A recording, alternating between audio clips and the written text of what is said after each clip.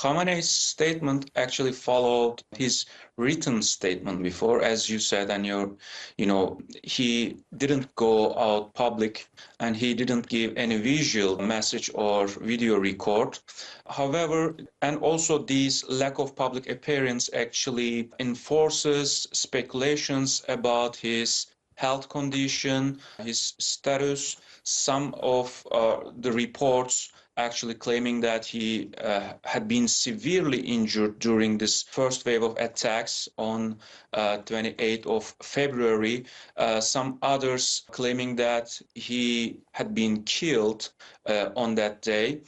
So there are many speculations, and it is really important to issue that kind of statements during wartime to keep soldiers and people's motivations intact and high. So he clearly is trying to motivate Iranian people that they are winning and they are actually dealing severe blows to the enemy, meaning the United States and Israel. This is understandable, but one other part is really significant. This part, he singled out Turkey and Oman and separating them from other nations, such as Gulf nations and other countries. And he stated explicitly that they didn't carry out any, attack against Turkey and Oman. And he also stated clearly that Iran has been enjoying good and friendly relations with both these nations.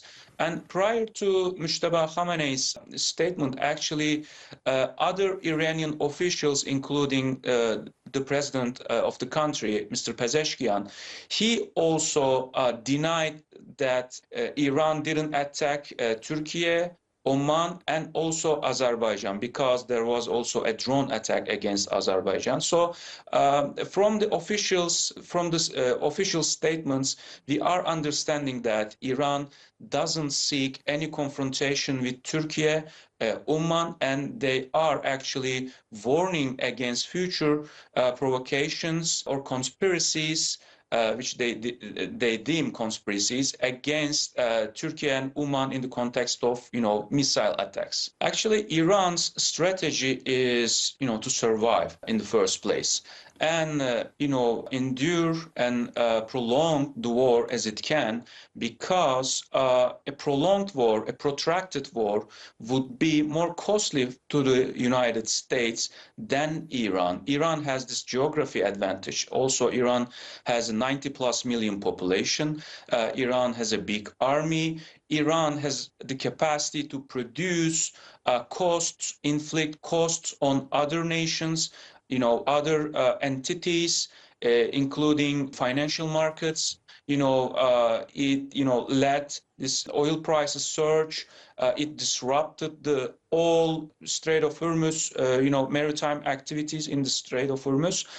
So Iran can produce very negative outcomes for other political entities. I think that's their strategy, that's their deterrence, and they are demonstrating this capacity so that the United States and Israel, maybe they could revise their actions or plans against Iran. Iran wants to create damage for many actors, so that maybe those actors could, create pressure on the United States, on Trump administration. And at the same time, there's this looming midterm elections in the United States.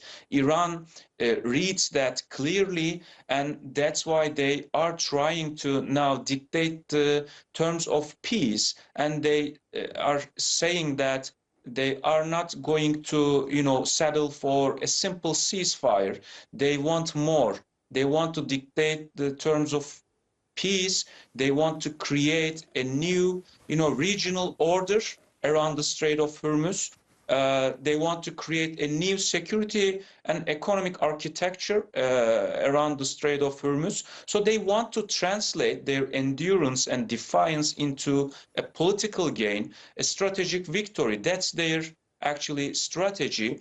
And these decapitation strikes, that's why they don't work on Iran, because Iran wants to, prolong this war, expand this war, both in terms of duration and geography. So it has many cards, regional proxies, etc.